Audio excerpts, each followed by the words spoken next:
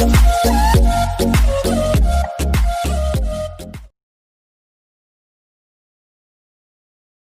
चलिए आज हम जानते हैं एक ऐसे अभिनेता के बारे में जिसे कुछ लोग शहंशाह तो कुछ लोग बिग बी के नाम से जानते हैं।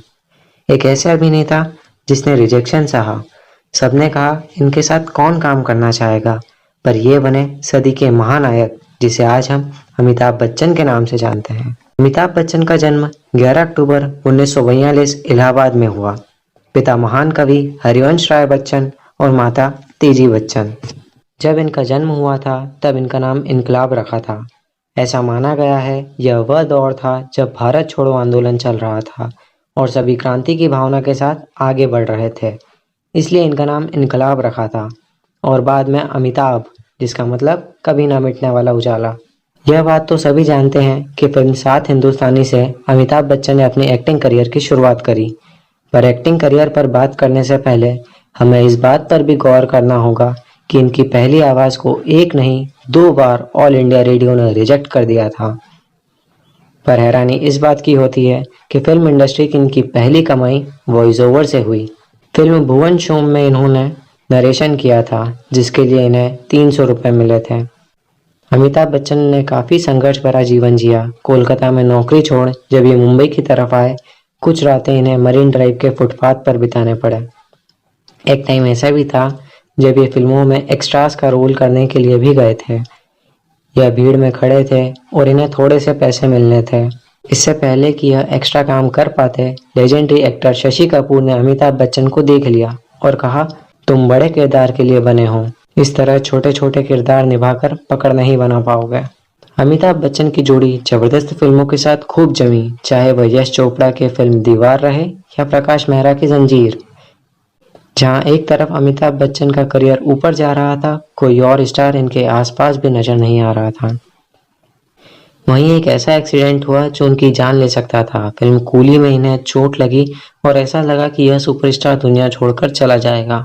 पर मुंबई के ब्रीच कैंडी हॉस्पिटल में डॉक्टर ने अपनी लड़ाई जारी रखी, तो दूसरी तरफ इनके सभी चाहने वाले इनके लिए दुआएं मांगते रहे। डॉक्टर की मेहनत और दुआओं ने वह असर दिखाया कि अमिताभ बच्चन खतरे से बाहर आ गए। फिर एक ऐसा वक्त आया उनके जीवन में जब उन्होंने पॉलिटिक्स में अपना हाथ आजमाया। यह अपनी जन्मस्थली इलाहाबाद से मेंबर ऑफ पार्लियामेंट में चुनकर आए थे और बहुत जल्द विवादों में घिर गए और फिर उन्होंने पॉलिटिक्स छोड़ दी। अमिताभ बच्चन के निजी जीवन की तरफ देखें तो पता चलता है कि उनकी शादी जया भादुरी जी से हुई।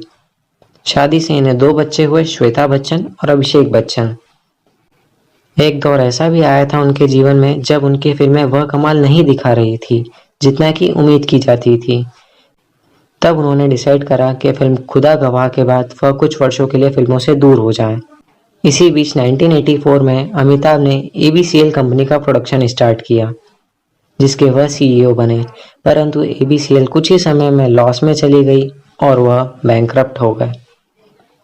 एक अवार्ड सेरेमनी की स्पीच में अमित जी ने बताया कि ऐसे कठिन समय में धीरू भाई अंबानी ने उनका हाथ थामा और उनके सामने इतनी राशि देने का प्रस्ताव रखा जिनसे उनकी सारी परेशानियां दूर हो सके।